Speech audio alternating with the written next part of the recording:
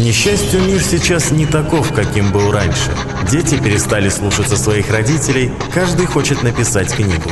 Конец света уже близок. Надпись на папирусе Присса, 3350 год до нашей эры.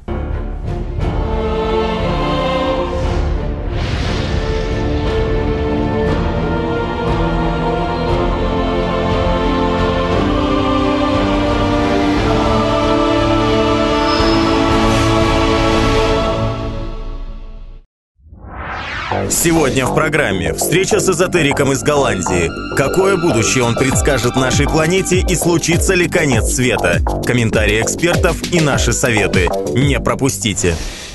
Эзотерика, экстрасенсорика и парапсихология. Для Рубена Папяна все эти направления не только основное занятие, но и образ жизни, где присутствует ощущение другой реальности. Особые способности Рубен почувствовал еще в раннем возрасте, но лишь когда ему исполнилось 20, произошла встреча с экстрасенсом, повлиявшая на его судьбу. Эзотерика от греческого «внутреннее». Философское мировоззрение – внутренний путь познания устройства мира. Идти по этому пути и овладеть истинными знаниями о законах Вселенной, отражающихся в глубинах человеческой души, могут лишь немногие зрелые и особым образом одаренные люди. Это утверждают причастные к эзотерике люди. Всего через 6 лет с начала занятия эзотерическими практиками Рубен Папян начинает сотрудничать с Министерством иностранных дел в Москве. А спустя 2 года в Югославии начинает активно заниматься целительской практикой и ежедневно принимать до 200 человек. Прошло 10 лет, и Рубен Папян создает в Белграде Институт эзотерики и парапсихологии. По его методике начинают проводить исследовательские работы. В настоящем большую часть времени эзотерик проводит в Голландии. В Казахстане ранее не был и в местных СМИ не выступал. Его участие в программе «Код-21» овеяно мистическим ореолом. Задолго до первого эфира и даже до первых анонсов в редакцию позвонили представители Рубена, сообщив о его желании встретиться. Для авторов по сей день остается загадкой, как Рубен узнал о программе, которая была еще только в планах. Непредсказуемость стихии и людей. Временный протест планеты или вырождение человечества. Где искать спасение? Не пропустите наши советы. За время своего существования человечество накопило огромное количество информации. Означает ли это и духовную эволюцию? Это «Код-21» – программа для тех, кто ищет ответы. У нас сегодня в студии гость из Голландии, эзотерик Рубен Папян. И я, ведущая Венера Нигматуллина. Скажите, пожалуйста, Рубен, каким вы видите будущее человечества? Ну, очевидно, вы ожидаете, как и все, ответа благоприятным, красивым, хорошим. Все будет хорошо, но до этого будущего дожить надо. Ну, вообще-то мы не очень доживем, потому что оно-то формируется долго. Вся Земля меняется, земной шар меняется, атмосфера меняется, весь космос постоянно меняется. Пришло время поменять свою одежду, скажем так, с летней на зимнюю. Вот и планета меняет. За последнее X время ось магнитная, она сдвинулась на 200 километров уже. И как результат этого сдвига животные стали вести себя совершенно неадекватно предыдущим дням. Не значит неправильно, они ведут себя правильно. Неадекватно. А люди? Ну, а человек, составная часть планеты, всего лишь составная, а далеко не царь природы, как он это сам себе выдумал, чтобы оправдывать свои же ошибки. Мутация Земли, переход из состояния X в состояние Y, естественно, переходят все животные, включая и человечество. Этот кризис, который реально он начался, никто не понимает, с чего он начался. Кажется, все было то же самое. Ничего же не поменялось. Не было же атомной войны и нарушения системы. Система просто стала падать. А это зависит именно от человеческих эмоциональных отклонений. Ну вот, грубо скажу, возьмем человека, проснулся человек, например, 2 часа он просыпается, внутренние процессы. Потом начинает он как-то жить, радоваться. Определенная часть у него проходит такой не сонная, а полурабочая депрессия. Потом к вечеру он как-то возбуждается, у него появляются какие-то планы. Если ты эмоционально, как в фильм, посмотришь человека, в сущности сценарий один и тот же, плюс-минус. И вдруг просто в сценарии меняется. Он просыпается не первые 2 часа, а первые полчаса. Вот так вот резко система стала просыпаться. Вот сам факт, что полчаса он уже проснулся, и до этой точки он дошел на 1,5 часа раньше, чем забиваются остальные 1,5 часа? Совершенно другим эмоциональным составляющим. И сценарий того же фильма начинает видоизменяться. Но давайте не называть, наша экономическая система такая, какая она есть. У нее, кстати, имя есть, называется англосаксонский экономическая модель жадности. Так она профессионально называется. Основана исключительно на жадности, чтобы брать, чтобы человека сделать, как и сделано, потребителя. И вдруг человек перестает быть обычным, стандартным и смоделированным потребителем. Смотрите далее. Мир никогда не будет таким, каким мы его знаем. Первые признаки перемен. Как их распознать и научиться жить в ногу со временем? Земля входит в 5-й цикл своей реорганизации. Сначала же был единый океан, единый континент, потом они делились, потом отсоединялись, потом появлялись какие-то расы. Чем сейчас характерен этот 5-й этап эволюции планеты? Что меняется на планете? Да. Да практически все. Когда он начался? Основные изменения, такие капитальные, по крайней мере, которые я и люди, с которыми я общаюсь, в основном мои студенты, чувствовали, он происходил 26 апреля до 26 июля 2010 года. Что происходило в это время? Вы имеете в виду какие-то природные катаклизмы? Природные катаклизмы за последние 10 лет, они на 300% увеличились. Нет, дело не в природных катаклизмах. Как тебе сказать? Это как ты чувствуешь, что в воздухе находится какая-то новая субстанция, которую до сих пор ты не чувствовал. И это не зависит от твоих чувств. Ты просто начинаешь чувствовать, что меняется вода. Вот очень просто. Правда, изменение воды, странное изменение, непонятное мне, оно было, скажем так, выявлено в октябре 2010 года. Что изменилось в воде? Не могу сказать. Что-то там изменилось. Какая-то субстанция добавилась. Кто-то занимался этим, кто-то выявил это? Или это просто на уровне интуиции, наития какого-то? Или это ученые проводили какие-то опыты и уже сказали о том, что все, это явно что-то изменилось? Что изменилось, говорят постоянно. То, что меняется и стремительно, Нет, да. и то, что изменилось, говорят. Но поймите, сами изменения, они настолько новые, настолько непонятные, что трафаретное слово, я извиняюсь, ученый, подразумевает, что это человек, у которого вот такая голова, это энциклопедия, которая практически, можно сказать, родной брат Бога, и он знает все. Хочется разочаровать. Наука — это далеко не точная методология. Она основывается на экспериментов и логике по отношению к эффектам этих же экспериментов, вроде к эффектам. Например, я не знаю, знаете ли вы, но больше 50% всех открытий на этой планете, они не поддерживают законы физики, которые нам известны. Простой пример. Это чтобы к науке не относились какие-то, поставила печать, значит, это так и есть. Например, вода. Вы состоите 80% из воды, так же, как и любой живой организм. Вода — это единственная субстанция на этой планете, которая абсолютно находится вне законов физики. То есть, когда она замерзает, она увеличивается, и наоборот. Все остальные субстанции наоборот. Но если эта субстанция составляет 80% нашей планеты, она меняется. По логике, физика должна рассматривать явление на основании 80%. Она рассматривает нет. Говорит, значит, материя, когда остывает, она уменьшается. Или та же вода, которая, несмотря на законы гравитации, закон гравитации — серьезное дело, она в состоянии самого корня подняться до самого последнего листочка на самом высоком дереве. Нам неизвестно, какие силы, что это такое, что за силы, что заставляет воду, несмотря на закон гравитации, подниматься наверх. Почему-то человек очень любит оперировать словом «наука», но он даже не представляет, что подразумевается под структурой, которая называется наука. Кажется, человеку хочется доказательств каких-то, просто не верить на слово. Потому что очень многие постулаты, они говорят «верьте», а человек же Хочу вас разочаровать. Ни одна революция, любая, ни техногенное, ни, как вы сказали, духовное, верное и так далее не основывалось на доказательствах. Историю меняют те, которые приносят что-то новое, которого до сих пор не было. Те, которые ищут доказательств, они историю не меняют. Доказательство всегда подстраивается под теперешний день. Если доказательство не подстраивается под теперешний день, то система просто ее не принимает, считает этого человека или сумасшедшего, или шарлатана. Каким образом вы получаете свои тогда знания?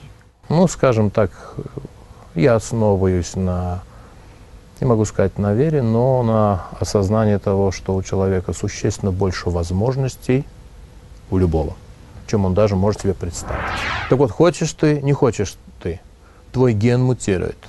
Он подстраивается под внешние условия. Ну, хотя бы я вдохнул, вот тебе новые частицы, компоненты уже вошли в твое тело вместе с воздухом. И они разносятся по всему. У тебя 75 триллиардов клеток. И они получают какую новую субстанцию, которую до сих пор не получали. Они ее едят. Ну, представьте это как форму, ну, не знаю, наркотика какого-то. И, естественно, когда ты принимаешь какой-то наркотик, ну, чай, у тебя эмоциональное состояние меняется. Вот ты выпил какой-то напиток, который ты до сих пор не пил. Но ты не знаешь, что ты его выпил. Но клетка-то знает. И ты начинаешь себя вести немножко по-другому.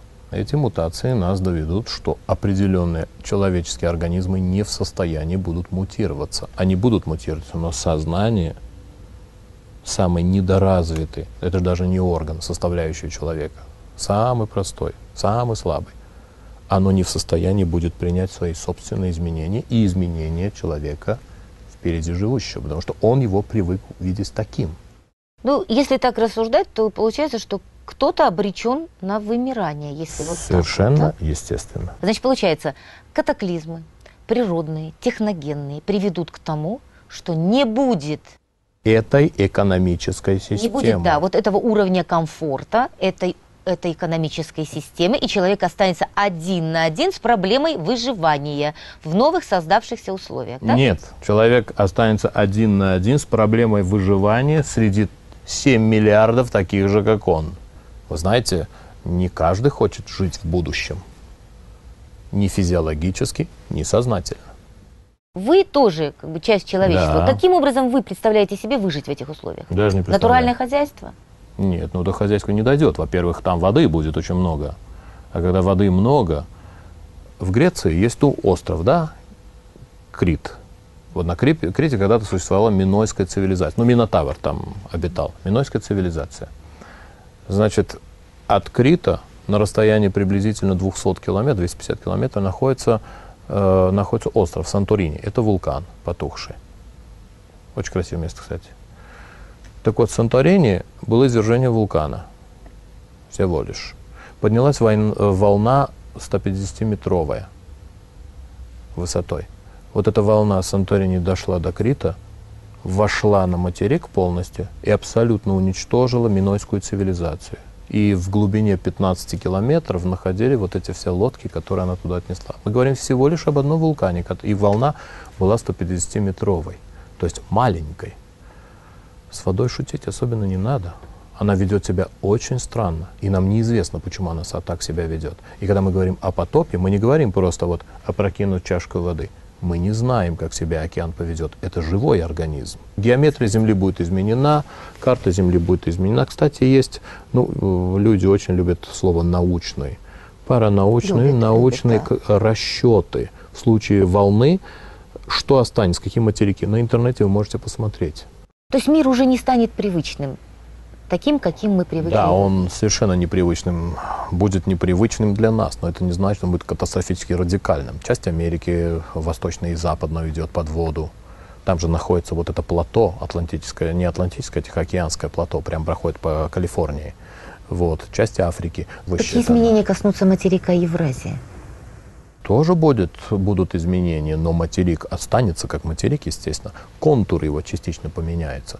И человек будет адаптироваться к новым условиям, учиться жить по-новому. Когда это произойдет?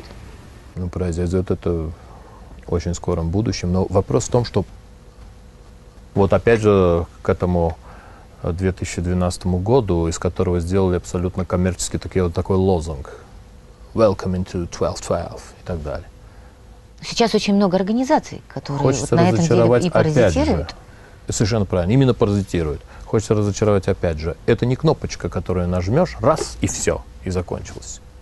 Процесс изменений, он будет длиться. После 2012 идет 2013.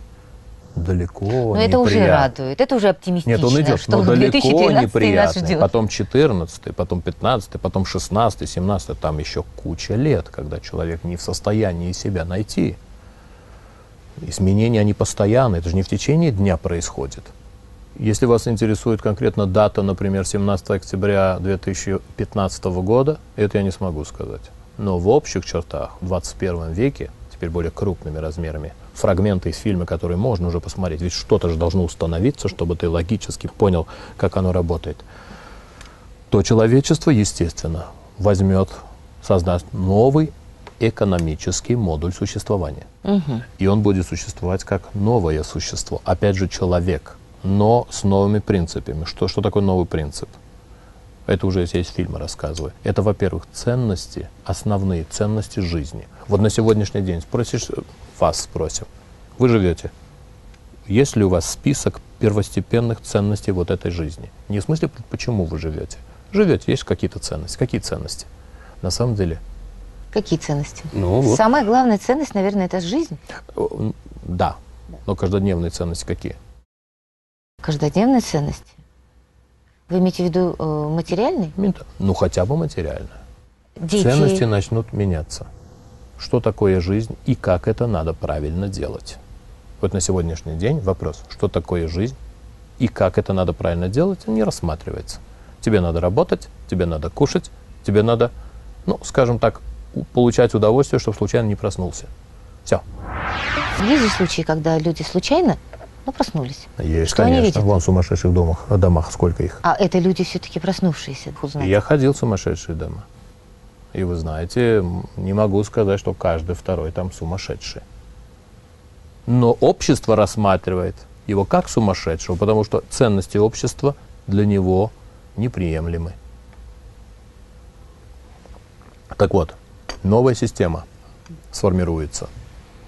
Новая система морали, новая система социальных взаимоотношений, новая система, естественно, и, если вы спросите, будут ли деньги, да, они не будут, они будут, но не как деньги, не как напечатанная цветная бумажка, а как цифровая единица отсчета. Вот и все. То есть денег как денег не будет, бумажек не будет. Мне надо сейчас, так сказать, шаг назад сделать. Как формировалось человечество, чтобы логически вы увидели, как оно будет формироваться через 100 лет. Вообще-то это придет где-то приблизительно через лет 150. Диапазон познания мира у человека, он расширяется в зависимости от форм коммуникации. Вот X количество тысяч лет назад есть я, все остальные враги. Это совершенно естественно. Потому что я бегаю, поймал там какую-то птицу, я ем, мой сосед хочет мне взять. Конфликт — я и другая личность. Потом создается форма так называемой семьи тогдашней. Есть я, мои близкие и враги. Потом я, моя деревня, в основном это были родственники, но неважно. То есть социальная форма общения у человека, она осторожно расширяется. И его сознательное понимание необходимости видеть в другом не врага, а может быть даже друга, она тоже развивалась. На сегодняшний день человечество, я уже говорил, это молодая достаточно цивилизация, ей сейчас 16 лет. У нас сейчас есть государство. Но если по логике вещей посмотреть, это же достаточно примитивно. Что такое государство? То есть я и потенциальные враги. Ну, хотя бы у человека сейчас еще есть так называемое вооружение. Но против кого он вооружается? Против другого государства. То есть всего лишь размер увеличился. Вот весь концепт изменится, когда человечество придет к моменту понимания, что мне, как единице, не может принадлежать ничего, что находится на земле. Это я принадлежу земле. И что земля — это дом. не в философском понимании дом, действительно дом. И каждый, который находится на земле, имеет право жить в этом доме. Это его нормальное право. Границы перестанут существовать. Понятие национальности будет изменяться. И тогда все земляне это будут как, ну, скажем так, как одна семья или одно государство. То есть для этого нужен какой-то такой катаклизм, катарсис некий, да? Для того, чтобы человек пришел к осознанию того, кто и как же ему нужно все-таки для дальнейшего. К огромному сожалению, другого выживания. Пути нет. У нас сейчас нет. работает, еще раз повторю, англосаксонский модуль экономики жадности. У нас другого нету. Мы не можем заменить. Мы еще работаем на жидкость, в смысле энергии. Человечество — это далеко не высокоразвитое общество. Когда закончится вот этот этап перехода, вот этот этап? Перехода, ну, приблизительно, сейчас я вам скажу, где-то в 2020, ну, кое-что произойдет в 25-м, 34-35 году уже будут достаточно сформированные основы, на которых уже будем развиваться дальше. Все, модуль готов, и он работает. Ребята, пошли. Вот вы говорите к 1935 году. А не начнется ли все сначала? Опять-таки ген вот этой жадности, потребления, то, о чем вы говорили. Это невозможно. Это просто невозможно. Невозможно? Нет. Исчезнет ген или он мутирует? Он уже мутировался. Это то же самое, как человеку сегодняшнему вернуться 200 лет назад. Это просто невозможно. Он даже не будет помнить, что это такое. Вы помните, что вы ели позавчера? Вот видите, вы стали задумываться. А неделю назад? Нет. И слава какой Богу, я была 10 лет назад? Вы тоже не помните. Я помню очень Вы хорошо. не можете Я помню помнить. свое состояние пребывания в этом мире, свое отношение и восприятие этого мира и себя в этом мире. Объясню. Это я очень хорошо помню. Вы можете это помнить как фильм, который смотрели. Если бы вы помнили так, как вы думаете, вы помните себя 10 лет назад, это бы восстановилось, и вы бы вернулись 10 лет назад. Вы были точно такая. Каждая ваша клетка была точно такая. Вопрос в том, что вы можете вспомнить, восстановить плюс-минус определенные эмоциональные составляющие, какие-то фрагменты из 10-летней давности. Но ваша эмоция страха сейчас, эмоция страха 10 лет назад, она совершенно разная. Это не одно и то же. Потому что, не дай бог, она будет одинаковая. То есть мозг постоянно видоизменяет свои данные, чтобы не оставаться в прошлом. В противном случае он просто застрянет в прошлом. И эта структура тут же дезинтегрируется, уничтожится. По какому принципу люди будут жить, если мы постоянно меняемся? Какие-то гены, которые позволяют нам накапливать собственный опыт, свое видение, да? Мы все-таки выживем и придем к обществу 2035 года. Да. Что это будут за люди? Такие же люди, как и сейчас. С таким же сомнением ко всему, что приходит новое. Они всегда были такими. Но это будет единое общество, да? Форма изменится, да, это будет единое общество. Ценности изменятся. Без национальностей, да? Нет, национальности без останутся. Политических систем. Вот, вы сказали отлично. Политическая система будет унифицированной. Система контроля всегда необходима. Без этого, к сожалению, невозможно, потому что если оставить бесконтрольно, мутация пройдет бесконтрольно в социальном смысле. Вы можете назвать это государством, но это уже государства нет. Планета. Государство Земля. Это будет централизованное правление, не единый правитель. Централизован. Ну, как парламент, я очень грубо скажу. Представители определенных наций, территорий, географий, ну, естественно. Монетарного фонда не будет в таком смысле. Это будет цифровой монетарный фонд. То есть математика, а не бумажки. Автоматически элементы коррупции изменятся, автоматически изменится налоговая система. Ее просто не нужно будет. Ну, Советский Союз, помните? В Советском Союзе тоже были деньги. Налога не было. Он по-другому работал. Хочу сказать, вот эти две системы объединятся и создаться третья система. Эти эксперименты, они уже делаются. Как будет выглядеть экономическое и социальное общество будущего? Именно какой-то модуль уже сейчас создается, да? Естественно, это всего лишь модули. Ты не можешь их привести в действие, пока этого человека с такими мутациями не создашь. То есть, получается, уже сейчас идет консолидация неких сил, которые, зная вот этот естественный ход развития Земли, уже начинают моделировать то будущее. И именно они рискуют стать и у руля, правильно? Началось это в начале 50-х годов, после Второй мировой войны. Это не сейчас. Это огромнейшая работа. Причем сознание, которое должно развить эту работу 50 лет назад, сейчас отличается. То есть этот модуль, он постоянно дополняется, меняется. Совершенствуется, да? Делается, ну уже, естественно, сделан бэкап-план. А что в случае, если вот здесь будут провалы в этом модуле? Как мы заменим, как мы поможем? То есть, да, человечество абсолютно готово. Мы не говорим о человеке, но человечество абсолютно готово к изменениям и ожидаемому модулю. Скажите, пожалуйста, а откуда идет эта информация? Ведь она не приходит разом во все умы, она приходит в какие-то, так, точечно, так Совершенно скажем, да? правильно. Вот по какому принципу избирается вот это точное попадание информации? Она постоянно идет и к вам, и ко мне, и к нему. Но из этой же информационной, единственной, опять же сделали какой-то Макдональд. Ну, не так просто все это, ну так хочу сказать, ну не так примитивно. Сел на диване и пошло. Ну, однако не пошло никому. Человек — это механизм. Сознание — это самая слабая, сформированная часть этого механизма.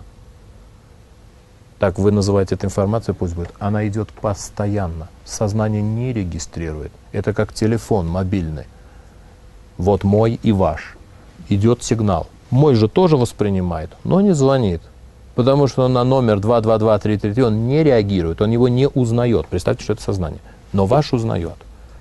Что вы могли бы посоветовать нашим людям вот в этой огромном море информации? Какой-то ориентир. Дайте, пожалуйста, что людям думать по поводу 2012 года. Вот отношение вот к этой информации. Мне трудно ответить на этот вопрос. Я даже объясню, почему. Человек совершенно не готов к пониманию настолько глобальных и серьезных изменений. Вот просто взять человека вот перед телевизором, который сидит на диване, и сказать: ты знаешь, что начинай вот так думать. Да если бы он мог так думать, он бы этот телевизор уже не смотрел бы. Вопрос в том, что единственный совет, который я могу дать: люди, обращайте внимание внутрь себя. Изменения 2012 уже происходят. И они происходят, самое главное, важное и прекрасное, внутри вас. То есть ты не тот же, что ты есть вчера. А голова этого не знает. Ноги хотят двигаться по-другому, а сознание, а что скажут, а что подумают, а не с ума ли я сошел и так далее, оно тормозит все эти процессы. Это как огромная фирма, которая отлично работает с туповатым менеджментом. И этот менеджмент, ну, недалекий. Постоянно тыкает пальчиком и указывает, как надо работать. Не уходит. Единственное, когда спит. И фабрика начинает в это время работать, пока спит, тишина, давайте все поправим. Все равно проснется, начнет руководить опять. Надо меняться. Надо меняться, да? Надо меняться, причем сознательно меняться. Верьте в себя. Не в себя, в свое сознание, а в себя, в свою природу. Там ужасные, в хорошем смысле, огромнейшие силы находятся. И эти силы работают постоянно. Спишь ты, не спишь ты, думаешь, не думаешь, не порть их, не трогай. Надо просто открыться, вот и все. Понять, все, что было до сих пор, становится неважным, секундарным. Вот то, что будет с сегодняшнего дня до завтрашнего, вот это важно. Оно происходит каждую секунду. Ты внутрь себя посмотри, какие интереснейшие изменения происходят. Уже года 3 в каждом человеке. Да, страхов много. Да, хорошо, экономика разваливается. Но внутри же ты меняешься. Так это должно быть самое интересное. Блин, ты смотри, ничего не делая, меняюсь. Человек эмоционально сейчас реагирует меньше, действительно, на внешнюю среду, чем раньше. Раньше небольшая искорка, он уже нравится, не нравится, то все. Сейчас нет. Сейчас как-то он в таком полусонном состоянии находится. Даже страх не такой громадный, как раньше был. Он есть, но не настолько чувствительный. Сознание притупляет, да. Не дает возможности реагировать, да, непосредственно. Вот в этих интереснейших переменах, изменениях, то нужно верить в себя. Все, что необходимо, у тебя уже есть. Если даже ты не знаешь, оно есть. Верьте в себя. Это программа «Код 21» для людей, которые ищут ответы.